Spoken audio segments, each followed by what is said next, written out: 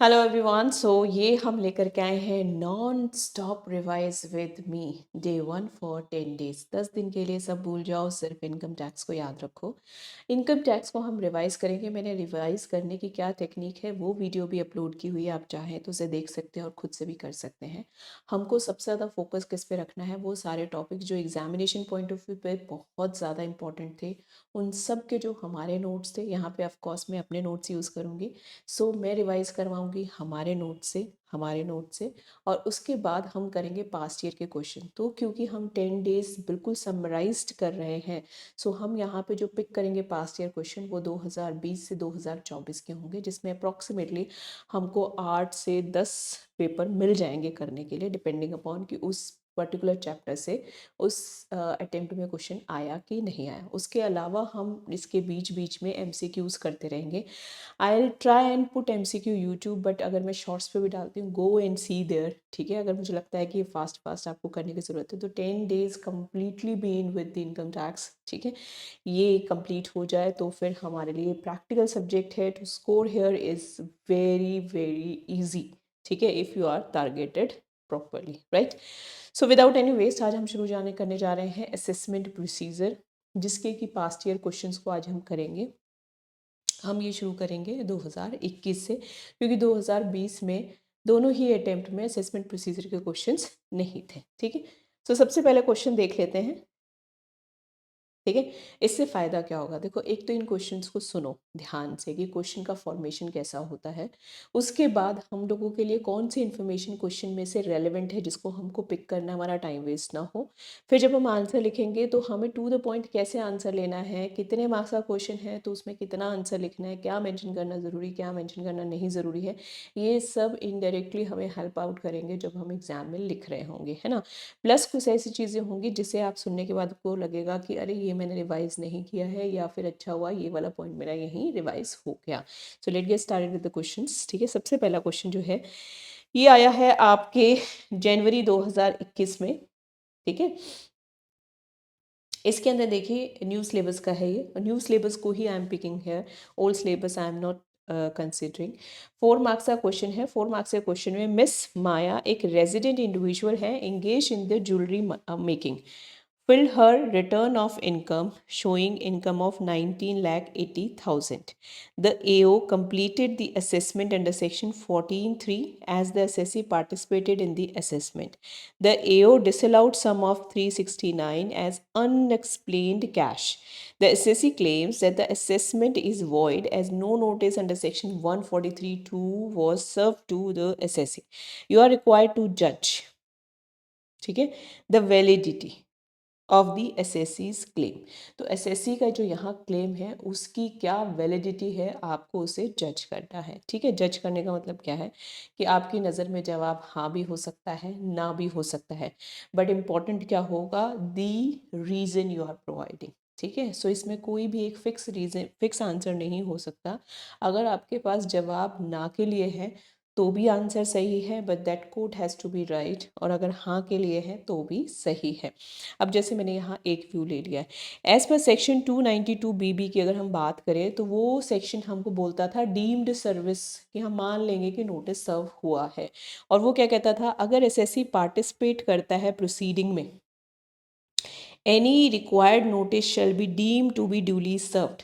अगर वो पार्टिसिपेट कर रहा है असेसमेंट में तो मान लिया जाएगा कि नोटिस से सर्व हुआ है, and the assessee can not object on the ground that was in grounds पे तो एटलीस्ट वो ऑब्जेक्ट नहीं कर सकता। ये सेक्शन 292BB में बिल्कुल क्लियर लिखा हुआ है।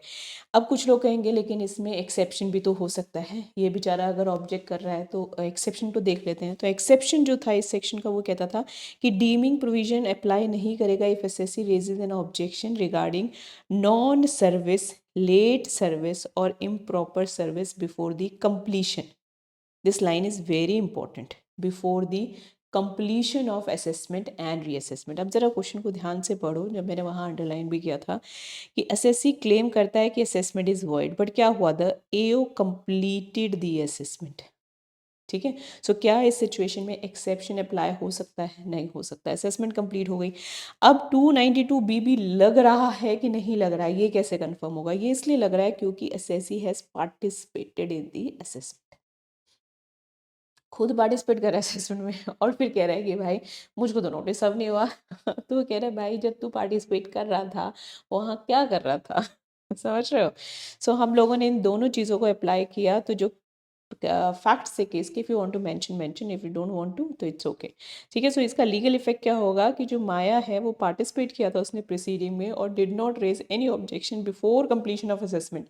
उससे उससे पहले उसने कोई भी ऑब्जेक्शन उठाया ही नहीं। तो ये मान लिया जाएगा कि notice under section 143(2) is served duly. ठीक है। और कंक्लूजन क्या होगा कि contention is not valid and the assessment under section 143(3) is legally valid. ठीक है। So this is the way you have to answer और इतना ही कंसाइज फॉर्म में आपको लिखना है 4 मार्क्स का question.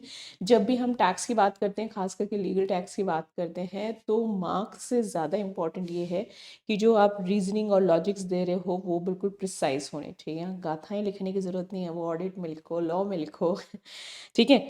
Now let's move on to next question. यहाँ पे क्वेश्चन नंबर 14 ये कहता है messrs A limited entered into a scheme of amalgamation with messrs X limited and Y limited जो ट्रांसफर्स है। The appointed date of the scheme was 1/1/2021। Scheme की date क्या है? अपॉइंटेड डेट दैट इज 1 जनवरी 2021। The scheme which also incorporated provisions for filing return beyond the stipulated time were duly approved and sanctioned by the National Company Law Tribunal। ठीक है।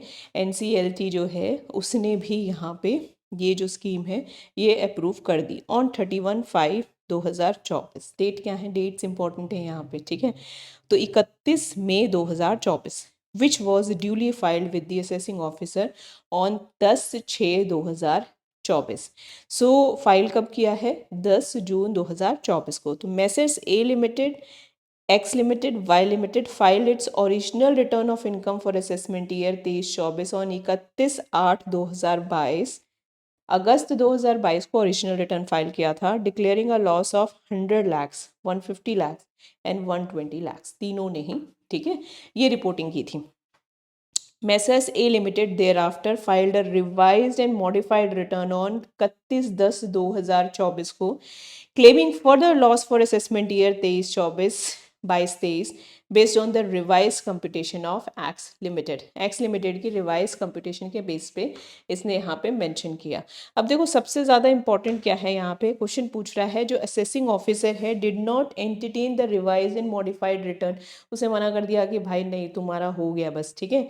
Stating that it was time barred, right. तो पूरा question क्या है कि weather ही और she और the company can still file the return, ये टाइम बार तो नहीं हुई, and condonation was not taken from the CBDT for filing a revised modified return beyond the stipulated time, right. So ये जो question है इसमें आपका व्यू पूछा गया है, मार्क्स हैं 6 नंबर सिर्फ आपके व्यू के लिए हैं। दो ना अपना व्यू, इतने टाइम से इनकम टैक्स पढ़ रहे हो ठीक है। सो यहाँ पे जो चीज़ों को हमको ध्यान रखना है वाइल आंसरिंग कि क्वेश्चन किस तरीके से बनाया गया है और हमको किस चीज़ को बेस बनाना है वाइल आंसरिंग। तो सबसे पहले अगर हम बात करें यहाँ पे तो मॉडिफाइड जो रिटर्न थी ना, सारा गेम उसका है। ठीक है, कि एसएससी ऑफिसर जो है वो ये कह रहा है कि भाई ये टाइम बार्ड है और आपने कोई कॉन्डोनेशन भी नहीं डाला है सीबीडीटी के अगेंस्ट कि भाई मुझे इस डिले के लिए अलाउ किया जाए। तो यहाँ पे सेक्शन जो हम उठाएंगे वो है 170A। क्यों? क्योंकि ये बात कर रहा था filing of modified return in case of business reorganisation. तो हम स्पेसिफिक चलेंगे ना, हम जर्नल प्रोविजन से चलेंगे ही नहीं। तो यहाँ पे अगर एक सक्सेसर एंटिटी फाइल करती है return of income under section 139 for an assessment year to which a reorganisation order applies, then successor must furnish a modified return. ठीक है, in the prescribed form and manner. Such return must be filed within 6 months, 6 months कब से? From the end of the month in which the order of high court tribunal adjudicating authority NCLT है यहाँ पे, ठीक है, is issued. तो इनमें से जो भी बॉडी है जिसने भी ये ऑर्डर इशू किया है, उस ऑर्डर के जिस महीने में वो ऑर्डर आया उससे 6 महीने के अंदर अंदर ही इसको मॉडिफाइड रिटर्न फाइल करनी होगी। ये कह रहा था 170 ए, हमने इसे देख लिया। अब हम वापस जाते हैं और हम देखते हैं इनके क्या थे, तो मैंने यहीं पे डाल दिया आपके हेल्प के लिए। तो एनसीएलटी ने पास किया था ऑर्डर 31/5/2024 को, जबकि मेसर्स ने सक्सेसर फाइल किया है मॉडिफाइड रिटर्न ऑन 31/10/2024 को। ठीक है, सो जो मॉडिफाइड रिटर्न है वो कितने टाइम पीरियड में जा रही है, काउंट कर लो। ठीक है, मई खत्म, जून, तो जून, जुलाई, अगस्त, सितंबर, अक्टूबर, तो ये कब हुई है, 31 अक्टूबर, मीन्स 5 मंथ्स अप्रॉक्सीमेटली। क्या ये विद इन 6 मंथ्स है? यस। ठीक है, सो लीगल इफेक्ट अंडर 170 क्या माना जाएगा कि क्योंकि ये मॉडिफिकेशन रिटर्न जो है, मॉडिफाइड रिटर्न जो है, ये फील्ड की with in the prescribe time limit ये वैलिड मानी जाएगी एज पर 178, और इस वजह से एओ जो है वो रिफ्यूज़ कर ही नहीं सकता टू एंटरटेन दिस। तो उसको क्या करना पड़ेगा, ए लिमिटेड को अलाउ करना पड़ेगा कि आप फाइल कर दो भाई, हम एक्सेप्ट करेंगे। ठीक है, अब बात आई क्या कंडोनेशन और वो वाला, नहीं वो तो है ही नहीं, क्योंकि मेन सेक्शन बात करता है अभी तो ये डिले हुआ ही नहीं, डिले होने के बाद तो माफ़ी मांगी जाएगी, है ना। चलिए next question,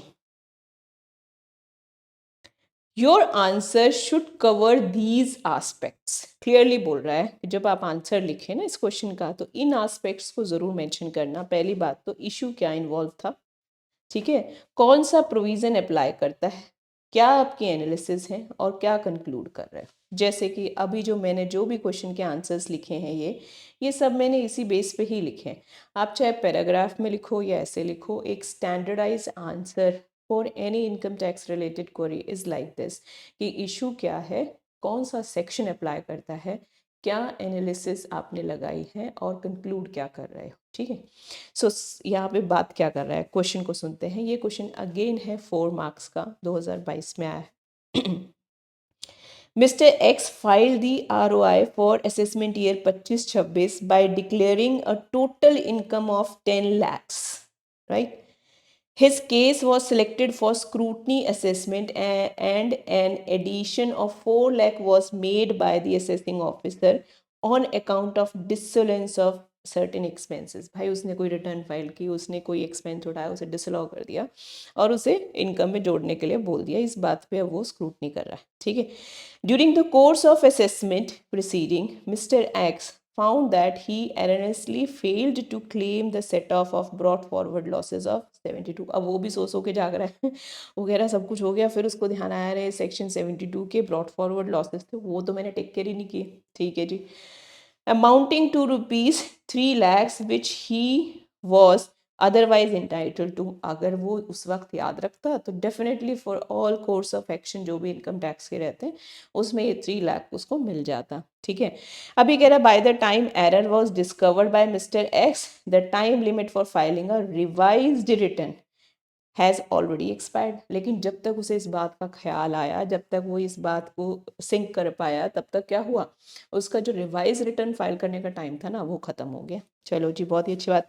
Hence, during the course of the proceeding, Mr. X approached the AO to allow the set-off of the brought forward losses, which was erroneously not claimed under the return of income filed under section 139(1), whether the AO is bound to accept the request of Mr. X। देखो इसमें ना हमेशा question बहुत लंबे चौड़े दिखते हैं, लेकिन होता कुछ नहीं है। हुआ क्या कि जब उसके अगेंस्ट स्क्रूटनी आई तो आदमी को होश तभी आता है नॉर्मली ना। स्क्रूटनी आई तो उसने देखा, रे रे बाप रे, अच्छा ये मेरा डिसअलाउ कर दिया, और अपने चार्टर्ड के पास गया, क्या कर सकते हैं, तो उसने कहा भाई ढूंढो कुछ। तो उनको अचानक से ढूंढने से मिल जाता है कि एक लॉस पड़ा हुआ था, हमने उसको सेट ऑफ नहीं कराया था, बात करके देखते हैं उसे अगर ये सेट ऑफ कर देता है। लेकिन बात करके देखने का मतलब क्या है, it should be legal, right. Income tax के प्रोविजंस के तहत क्या ये पॉसिबिलिटी है। सो सबसे पहले देखते हैं कि क्या इसके पास रिवाइज रिटर्न की पॉसिबिलिटी बची है अगर इसके अगेंस्ट यहाँ पे स्क्रूटनी असेसमेंट चल रहा है। ठीक है, सो ये 4 मार्क्स का क्वेश्चन है, और इसने हमें पहले ही बोल दिया है कि आप जब आंसर दोगे तो आंसर देते वक्त आपको किन चीज़ों का ध्यान रखना है, वो 4 बातें, है ना, वो 4 लोग। सबसे पहले इशू क्या इन्वॉल्व है कि क्या एओ बाउंड है to accept the request of mister X की सेट ऑफ अलाउ कर दो। ठीक है, एप्लीकेबल प्रोविजन क्या है, सेक्शन 72। सेक्शन 72 किसकी बात करता है, ये बात करता है कैरी फॉरवर्ड ऑफ लॉसेस की। तो वो कहता है carry forward of losses must be set off against income under section this of this in the next assessment year, the word shall makes it mandatory to allow such set off. तो हमने word उठाया कि जब section 72 बात कर रहा था ना, तो उसने कहा था बिजनेस लॉसेस शेल, और शेल के इंटरप्रिटेशन क्या होती है, ऑप्शन नहीं है ये, ठीक है, दिस इज एन मैंडेट, ये एक मैंडेटरी थिंग है कि आपको अलाउ करना पड़ेगा। तो हमने कहा चलो भाई इससे तो हम नहीं मान रहे, तो और कोई चीज़ है जो हमारी हेल्प करेगी। अगर आप लोगों ने साथ साथ जब भी आप पढ़े हैं इम्पॉर्टेंट जुडिशरी केस स्टडीज़ जो रही हैं सुप्रीम कोर्ट की, एटलीस्ट अगर उनको किया है जब आप लोग कोर्स कर रहे थे, तो डेफिनेटली आप लोगों के पास बहुत सारे रीजंस आ जाएंगे, क्योंकि इसके ऊपर तो दुनिया भर के केसेस हैं। मैंने यहाँ पे एक केस का हवाला दिया है, ठीक है। तो यहाँ पे ये केस देते हैं, केसेस में क्या होता है generally on an average same scenario निकल आता है, तो हम क्या देते हैं, देखो उस केस में ऐसा हुआ था, कॉपी पेस्ट, ठीक है, सो इट्स इजी। वरना हमको पूरा लॉजिक समझाना पड़ता है कि why it should be done. तो यहाँ पे हमने इस केस का जिक्र किया, हमने कहा इस केस में क्या हुआ था, सुप्रीम कोर्ट ने हेल्ड किया था कि even if an SSC fails to claim a benefit set off, ठीक है, it does not relieve the AO from determining the correct taxable income. मतलब एसएससी की गलती हो गई कि उसने कुछ छोड़ दिया, इससे एओ जो है वो अपनी जिम्मेदारी से फ्री नहीं हो जाता कि उसकी असेसमेंट करेक्ट होनी चाहिए। तो करेक्ट होने के लिए जो काम होना चाहिए वो तो होना पड़ेगा ना। अगर सेट ऑफ अलाउड है तो वो उसे अलाउ करना चाहिए ना, अगर वो चाहता है कि उसका असेसमेंट सही हो, है ना, नहीं तो वो असेसमेंट सही नहीं होगा। यहाँ पे एक सीबीडीटी का सर्कुलर भी है, if you want to mention it, otherwise तो इस केस स्टडी से ही काम हो जाता है। मैंने इसे दे दिया है, आपकी चॉइस है, आप दोनों में से जो भी यूज़ करना चाहो। कि एओ जो है must not take advantage of an SSC ignorance and has a duty to assist tax payer in scrutiny in securing relieves they are legally entitled to, ठीक है। असेसिंग ऑफिसर जो है वो आपको परेशान करने के लिए नहीं बैठाया गया आपके सर पे, है ना, वो आपको हेल्प करने के लिए बनाया गया है, ठीक है। सो उसको डेफिनेटली हेल्प करना चाहिए, और ऐसा कुछ मिलता है तो he should guide the tax payer accordingly. अब इस दोनों चीज़ों को अप्लाई कर लें और सेक्शन 72 को अप्लाई कर लें, तो हमने क्या एनालिसिस निकाला कि जो ब्रॉड फॉरवर्ड लॉस हैं 3 लाख के, जो determine in an earlier year based on the return of income filed under section 139(1), even though Mr. X did not claim the set off in current return on income, the AO has a duty to allow the set off while computing the total income, ठीक है। The time limit for filing a revised return does not bar the assessing officer from granting a legitimate relief under the law, ठीक है। क्योंकि सिर्फ time बार हो गया तो आप उससे जो ए हुए है वो अधिकार नहीं ले सकता। तो कंक्लूड क्या करेंगे, AO is bound to accept mister X request, ठीक है। मैम यहाँ जो कहानी लिखी गई है बहुत टेक्निकल और लीगल है, क्या हमको ऐसे ही लिखना है? देखो बात होती है कि आपने क्वेश्चन का आंसर सही दिया है और उसके पीछे के रीज़न सही दिए हैं। Language can be completely legal, वैसे अगर हो तो बहुत अच्छी बात है, क्योंकि आप लोग सीए की पढ़ाई कर रहे हो, है ना। सो आपकी लैंग्वेज में वो दम होना चाहिए, वो भाषा होनी चाहिए जो उसको सही से रिफ्लेक्ट करे। बट इन केस अगर आपने शुरुआत से जब पढ़ा है और आप नहीं हैं यूज टू, और इस वजह से अगर आपको लगता है कि हम थोड़ा सा बेहतर भाषा में ईजली गो वाले एंगल से चल सकते हैं, तो इट्स फाइन, कोई इशू नहीं है। क्योंकि मार्क्स आपको इस चीज़ के यहाँ मिलने हैं कि आपका एनालिसिस क्या है और आपने क्या वर्डिक्ट दिया है, आपका जजमेंट क्या है, वेदर राइट और रॉन्ग, ठीक है। So this is important. तो दिस वॉज दिस कितने मार्क्स का क्वेश्चन है ये, 4 मार्क्स का क्वेश्चन, ठीक है। तो 4 6 ऐसे ही चल रहे हैं इसके अंदर। असेसमेंट प्रोसीजर में ज़्यादा से ज़्यादा 8 मार्क्स तक का क्वेश्चन आता है, इससे ज़्यादा लंबा क्वेश्चन नहीं आता, सॉरी। अब अगेन यही क्वेश्चन है और सेम फॉर्मेट को ही रखा गया है कि आपको इस फॉर्मेट में ही आंसर देना है। देखिए क्या करें, मिस्टर सुरजीत एक ई फाइल करते हैं his return for assessment year 25-26 on July 21 2025, जो अभी आया नहीं है, ठीक है, future, right. He declared a total income of 11,75,000। Total income include करता है interest from public provident fund जो 95,530 है, और long term capital gain on agriculture land जो एग्जम्प्ट थी अंडर सेक्शन 1037, 7। ठीक है, ये दोनों चीज़ें जो हैं इसके इनकम का हिस्सा है जिसको डिक्लेयर किया उसने एज एन टोटल इनकम और अपनी रिटर्न फाइल की। Both these income were disclose in the schedule of examined income. अब इसने क्या किया है, एग्जाम्ड इनकम के शेड्यूल में भी ये दोनों चीज़ें मेंशन कर दी हैं। ठीक है, mister Surjit also found that by mistake he fail to claim the current year business loss in the income tax return amounting to ₹4,50,000 which he is entitle to. ठीक है, ये तो चलो यहाँ पे भी बात हुई थी तो हम थोड़े से क्लियर हैं। चलिए, in due course of time the above income tax return got processed under section 143(1). Both the above exemption for interest on PPF, ठीक है, and long term capital gain on agriculture were denied.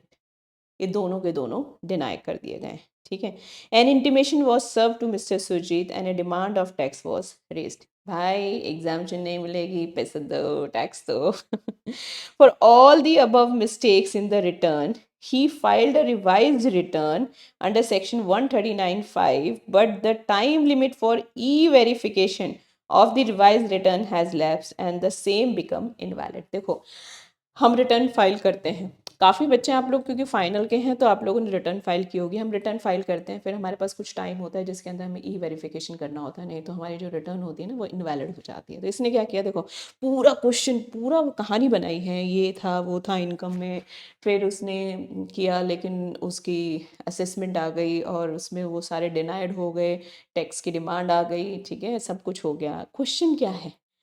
Question ये है कि भाई वो ई verify करना भूल गया। ठीक है, रिवाइज रिटर्न भी टाइमली ही फाइल की है उसने, लेकिन ई वेरीफाई करना भूल गया। तो अब ये कह रहा है कि सिर्फ ई वेरिफिकेशन पेंडिंग रहने से क्या उसकी ये रिवाइज रिटर्न रिजेक्ट हो जाएगी? क्वेश्चन देखें क्या कहते हैं। The SSC then filed for rectification under section 154, जाएगा बेचारा, लास्ट रेमेडी तो सीख करेगा, which was also rejected by the assessing officer.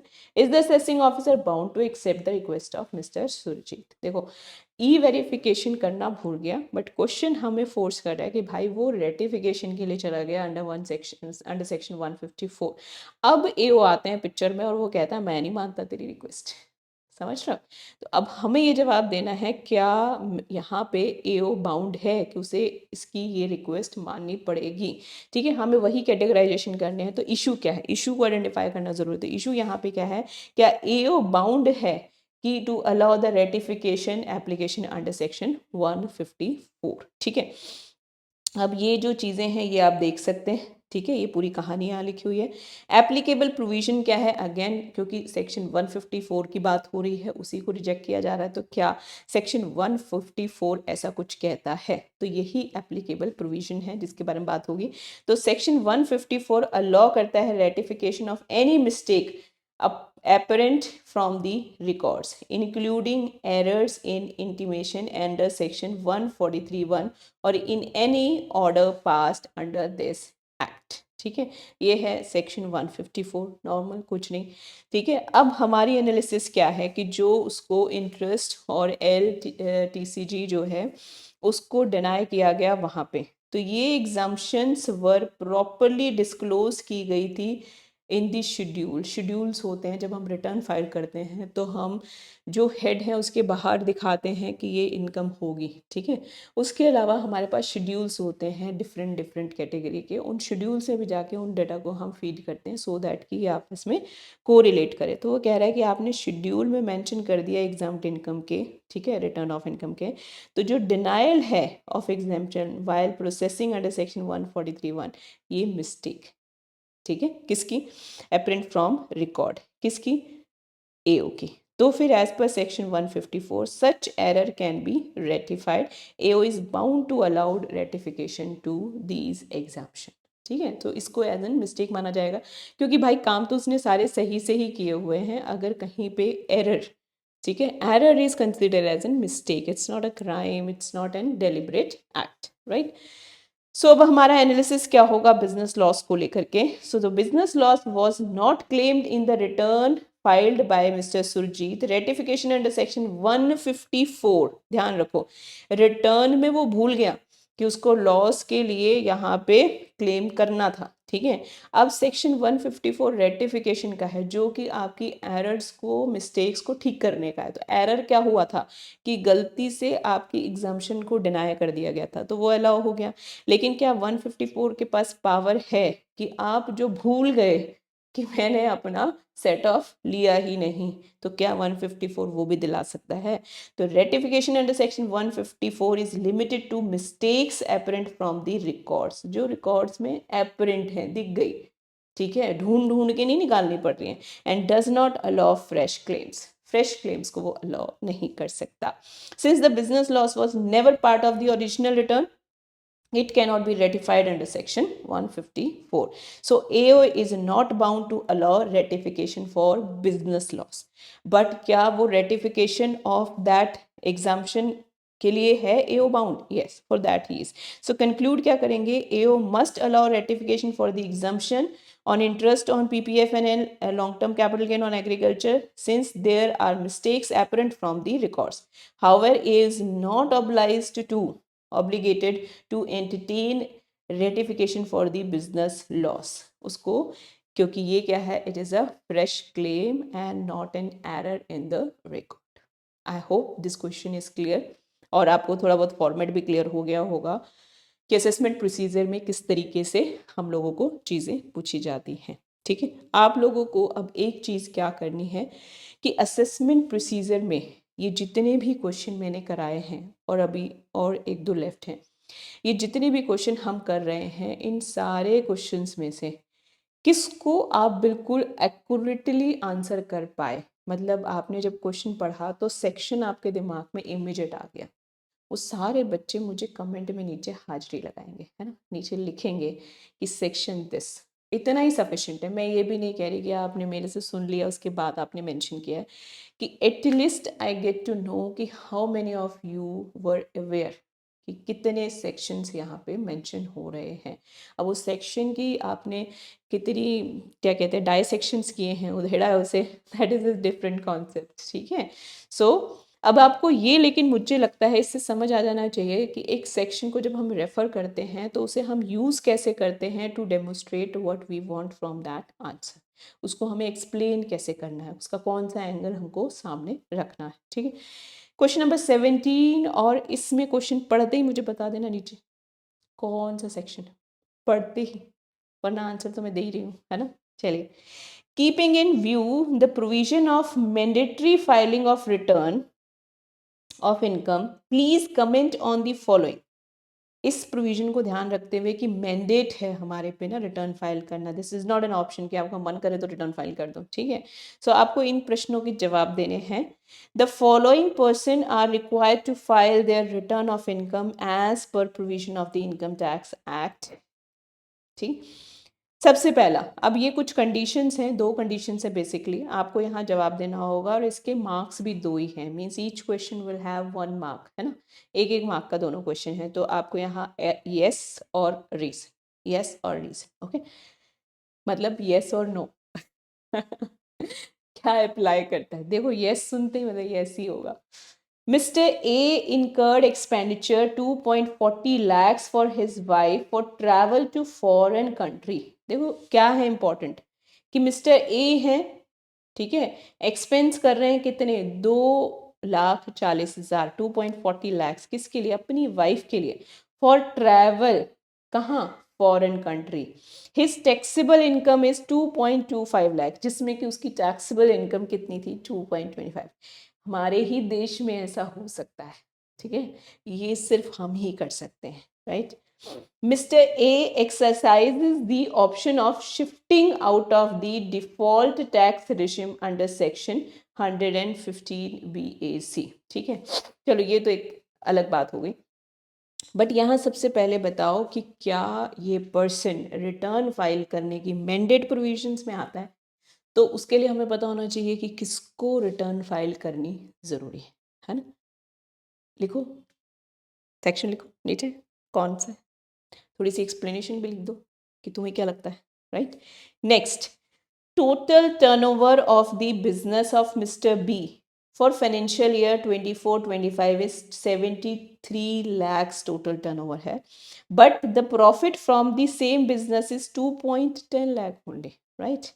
कैसे ग्रो करेंगे? He has no other income, कोई और इनकम इनकी नहीं है. Mister B exercises the option of shifting out of the default tax regime under tax. ये तो देखो, ये कहानी बार बार क्यों लिखी जाती है, इसका कोई भी यूज़ यहाँ पे नहीं है, क्योंकि अब जो मैंडेट प्रोविजन है, वो मैंडेट प्रोविजन क्या है कि जो न्यू टैक्स रेजिम है ना, आपको रिटर्न उसी में फाइल करना पड़ेगा बाय डिफॉल्ट. अगर आपको ओल्ड टैक्स रेजिम में जाना है तो you have to first opt out of this new scheme. ठीक है, सो ये तो जस्ट एक इन्फॉर्मेशन है, this is nowhere a question. So दोनों के दोनों पॉइंट्स के मुझे जवाब चाहिए, बता दिए होंगे आप लोगों ने, है ना? चलिए लेट्स सी. सबसे पहले यहाँ पे क्या इन्वॉल्व है, जो चीज़ हम लोगों को सेक्शन में ड्रैग करती है, that was foreign travel. Section 139(1) की अगर हम बात करें तो वहाँ 7th प्रोविजो स्पेसिफिकली इसी चीज़ की बात करता था.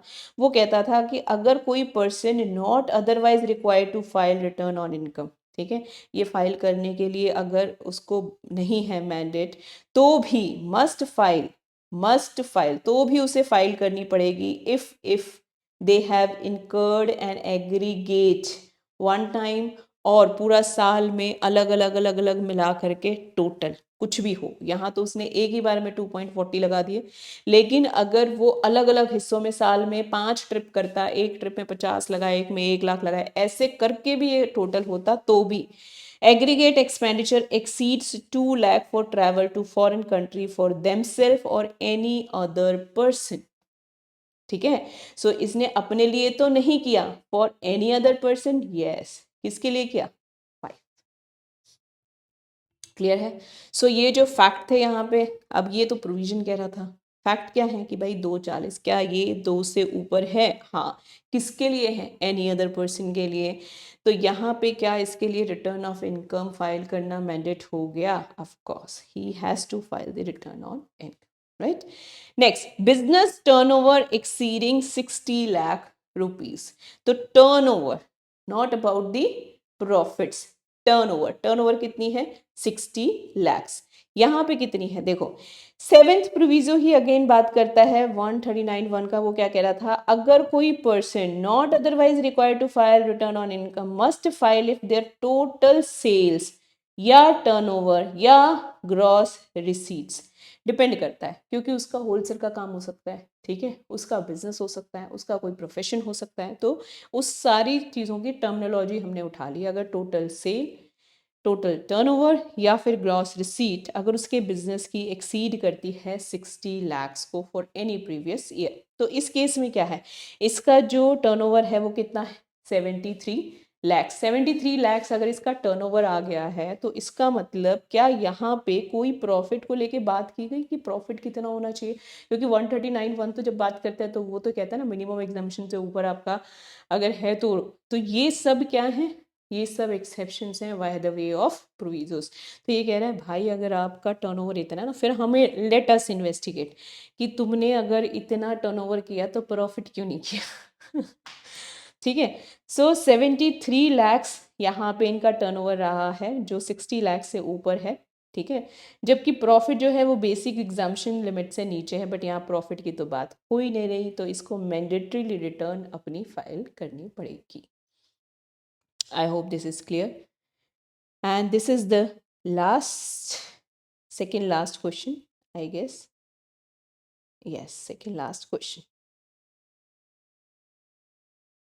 ठीक है, अब इसको करते करते आप लोगों का एक माइंडसेट तो बन गया होगा कि किस तरीके के क्वेश्चंस जो हैं वो फॉर्म हो रहे हैं असेसमेंट प्रोसीजर में, और किस तरीके से आपको आंसर्स को ड्राफ्ट करना है. ठीक है, एक दो क्वेश्चंस की आप लिख के भी प्रैक्टिस करना चाहो तो कर सकते हो, आंसर्स कैसे लिखने हैं, बोलना और लिखना, है ना. तो the assessing officer passed an assessment order under section 143(3) on 20/11/2019 in which the assessee committed the mistake of reducing depreciation in computation of income instead of adding to the income. वाह भाई वाह. ठीक है, resulting in double deduction of depreciation. ठीक है, यहाँ पे क्या कर रहा है, असेसिंग ऑफिसर ने पास किया असेसमेंट ऑर्डर 143(3) में, ठीक है, किस डेट को, डेट इंपॉर्टेंट है, 20/11/2019, जिसमें असेसी ने क्या मिस्टेक की है कि उसने डेप्रीशिएशन को टोटल इनकम कंप्यूट करते वक्त रिड्यूस कर दिया है instead of adding it to income, ठीक है। So the AO did not correct the said mistake in his order. अब एओ ने अपने ऑर्डर में इस मिस्टेक को ठीक नहीं किया है, क्योंकि क्योंकि the SSC went up in appeal on the other issues to CIT for the same assessment year, who decided the appeal on 28th June 2024। इसको इसने ये डिसाइड की है appeal. The AO gave effect to the CIT order dated 23 July 2024।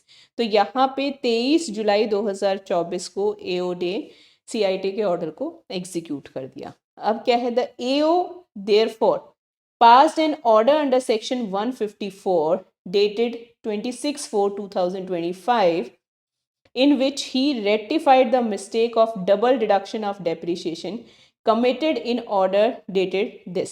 Please discuss. देखो ये तो इसने एक फ्रेमवर्क बताया, बट क्वेश्चन अभी बाकी है मेरे दोस्त। अब ये बताएगा कि हमको किस चीज़ पे विचार करना है, ठीक है। Please discuss whether the time limit of 4 years as per section 154(7) would apply for the date of original assessment order or the order of the appellant authority। वो कह रहा है ये तो चलो ठीक है, जो भी ऑर्डर आया है और मुझे इससे प्रॉब्लम नहीं है। क्वेश्चन क्या पूछ रहा है, क्वेश्चन पूछ रहा है कि भाई जो 4 साल की बात होती है ना कि हम रेटिफिकेशन के लिए अप्लाई कर सकते हैं, वो शुरू कहाँ से होती है, ठीक है, कहाँ कहाँ से, ओरिजिनल असेसमेंट ऑर्डर की डेट से 4 साल, या फिर the order of the appellant authority, ठीक है, जो यहाँ पे कौन है, CIT, ठीक है। सो इन दोनों में से मतलब वो डेट कौन सी लेनी है जहाँ से वो 4 साल कंप्यूट होने हैं, क्वेश्चन ये है।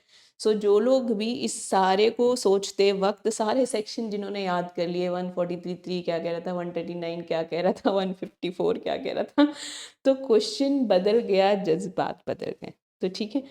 अब यहाँ पे इशू क्या है, इशू है कि 4 साल का जो टाइम पीरियड है बेसिकली फॉर रेटिफिकेशन, ये कहाँ से शुरू होगा, ओरिजिनल असेसमेंट से या फिर डेट ऑफ ऑर्डर से। तो एक चीज़ तो सबसे इंपॉर्टेंट क्या है, क्वेश्चन पूरा पढ़ा करो।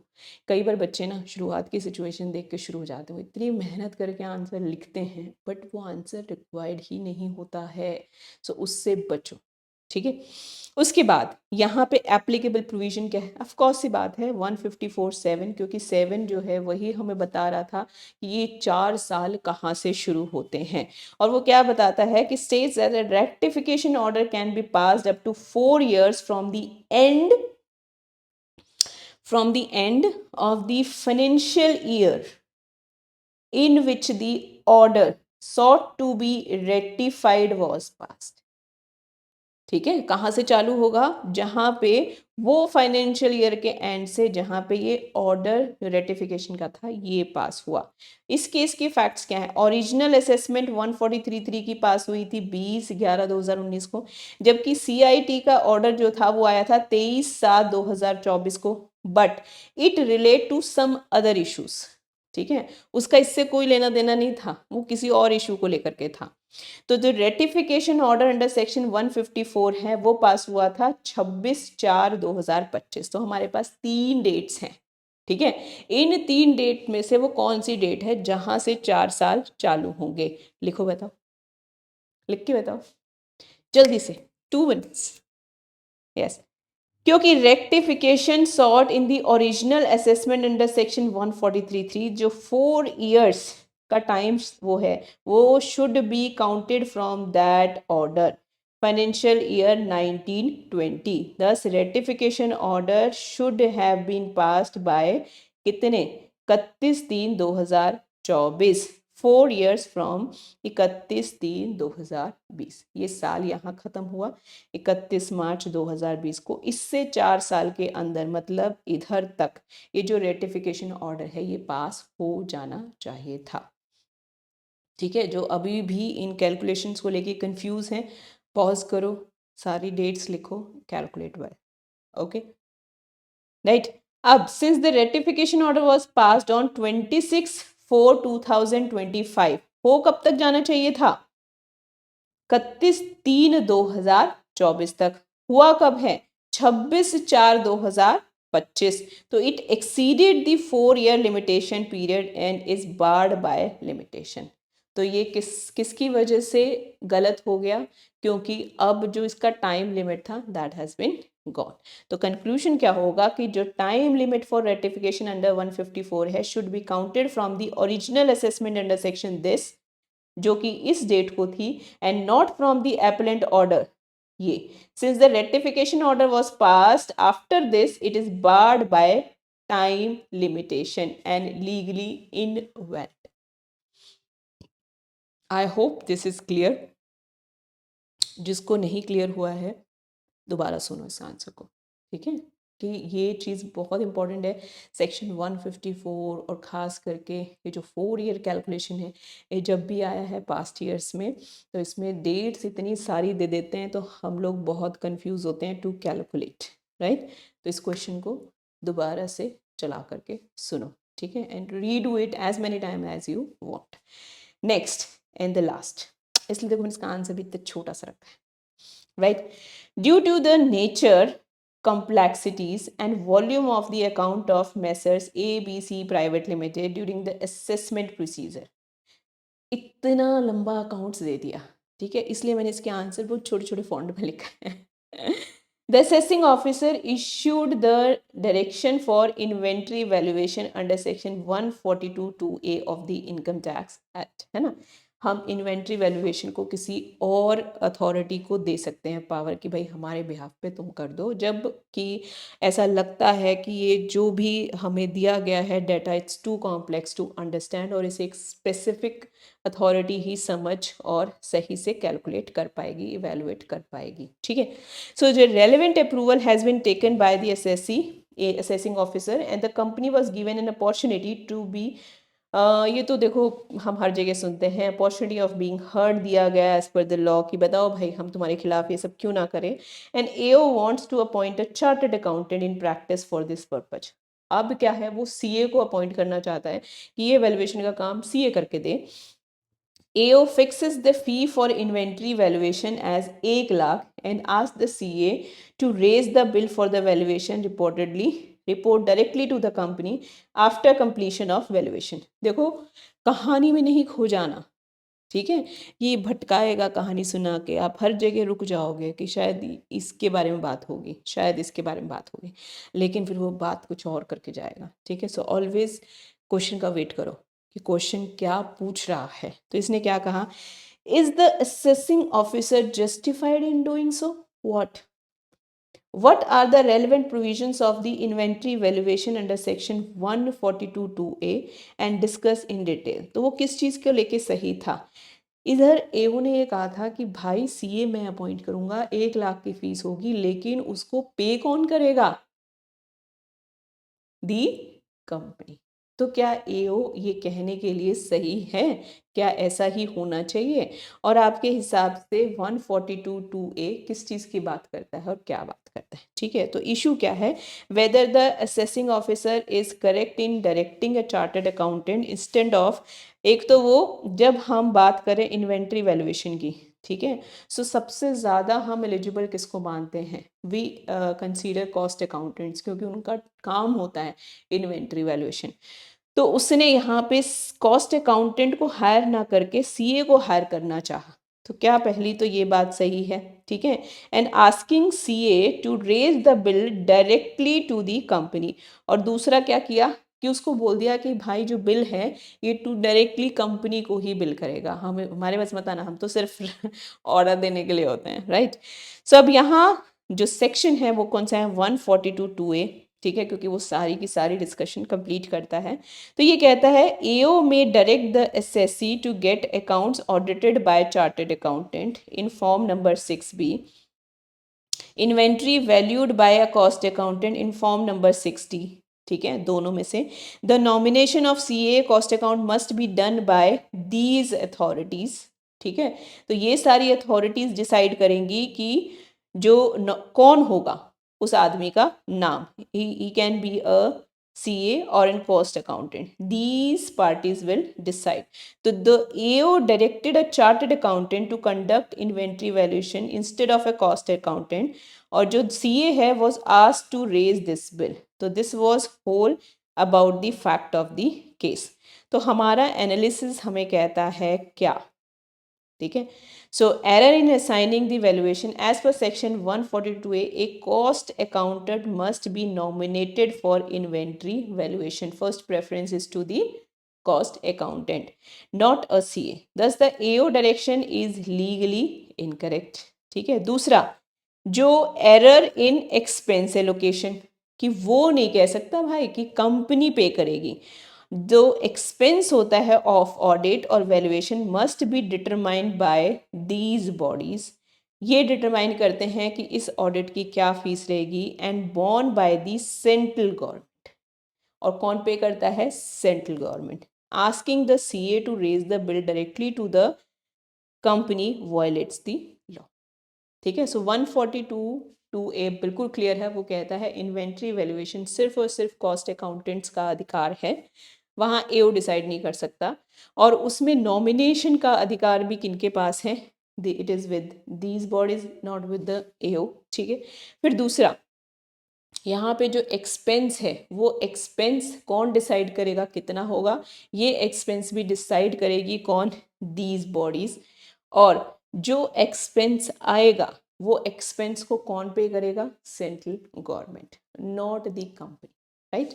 आप करा रहे हो ना इन्वेंट्री वैल्यूएशन, कहना नहीं चाहिए.